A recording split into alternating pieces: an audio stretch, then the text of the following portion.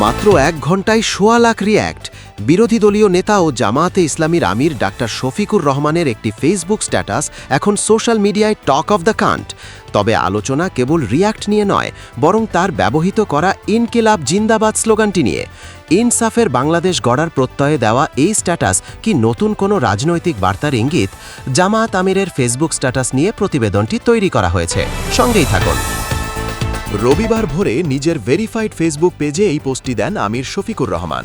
খুব সংক্ষিপ্ত এই বার্তায় তিনি আগামীর বাংলাদেশকে ইনসাফ বা ন্যায়ের বাংলাদেশ হিসাবে উল্লেখ করেন, কিন্তু নজর কেড়েছে শেষে যুক্ত করা ইনকিলাব জিন্দাবাদ শব্দটি, যা সাধারণত বিপ্লবী ধারার রাজনৈতিক স্লোগান হিসাবে পরিচিত।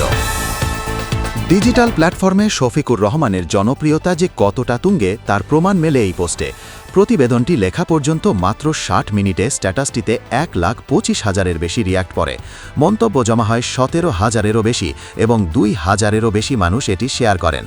নেটিজেনদের বড় একটি অংশ একে নতুন সরকারের বিপরীতে বিরোধী দলের শক্তিশালী অবস্থানের প্রতিফলন হিসাবে দেখছেন। এর আগে আন্তর্জাতিক মাতৃভাষা দিবস উপলক্ষেও সরব ছিলেন জামায়াত আমির।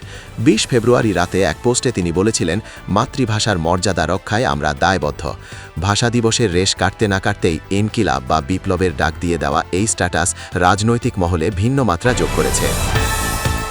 বিশ্লেষকরা বলছেন, বিরোধী দলীয় নেতা হিসাবে ডাক্তার শফিকুর রহমান তার প্রতিটি বার্তায় একটি সুনির্দিষ্ট রাজনৈতিক দর্শন তুলে ধরার চেষ্টা করছেন। ইনসাফের বাংলাদেশ এবং ইনকিলাব এই শব্দযুগল ব্যবহারের মাধ্যমে তিনি সম্ভবত বর্তমান রাষ্ট্রব্যবস্থায় আমূল পরিবর্তনের ইঙ্গিত দিচ্ছেন। সোশ্যাল মিডিয়ায় জামায়াত আমিরের এই বিপুল সাড়া কি আগামী রাজনীতিতে বড় কোনো পরিবর্তনের পূর্বাভাস? ইনকিলাব জিন্দাবাদ স্লোগানটি নিয়ে আপনার মন্তব্য কি? লিখে জানান আমাদের কমেন্ট বক্সে। পরবর্তী সব খবরের আপডেট পেতে আমাদের সাথেই থাকুন। ধন্যবাদ।